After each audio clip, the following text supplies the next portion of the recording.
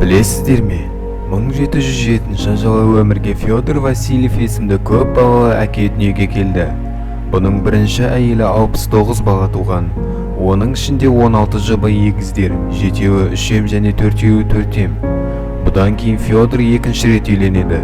Бұл әйелінен оның 18 баласы туылады. Қорытындысына келгенде оның 87 баласы болып, ол бұнымен Гиннес рекордтар кітабына кірген. Ал енді елестетіп көрейік. Егер сіздің 100 балаңыз болса, адамзат бір босанғанда барынша 11 бала босанады. Ал сіз барлығын бір туғаннан туа аласыз.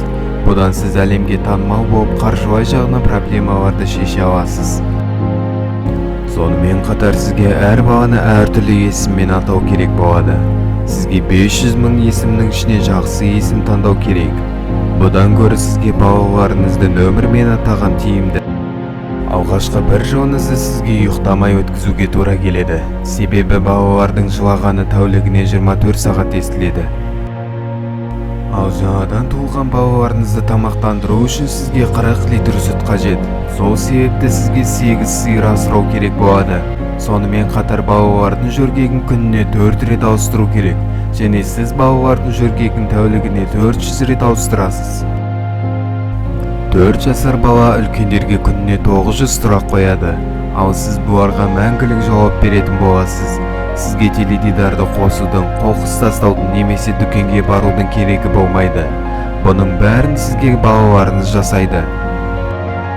Сіз балаларыңызға күнделікті қаражат беруіңіз керек болады. Бұл қаражаттың Қазақстанда орташа құны жуықтап алғанда аптасына 2000 теңге. Айына сіз өзіңіздің бүкіл жағдайыңызды құртасыз. Бірақ сіз әрқайсысын 100%-ға қатты жақсы көретін боласыз. Ал олар сізді. Бұның бәрі балалар 18 жасқа толғанда бітеді. Бұдан кейін сізде өзіңізді күтуге уақыт қалады. Бар жоғы бір ғана бала ата-анасын жасын 7 айға ұзартуға себеп болады. Ал сіз бұдан ұзақ өмір сүруіңіз мүмкін. Қартайғанда сізге бір стақан су алып беретін адам табылмайды деп уайымдаудың қажеті болмайды. Яғни 100 баланы өсіру жақсы болған ғой? Әрине иә. Себебі әр сәби бұл өмірдің гүлі. Және жаңа туылған бала Альянс каналынан шыққан жаңа видео секілді тамаша.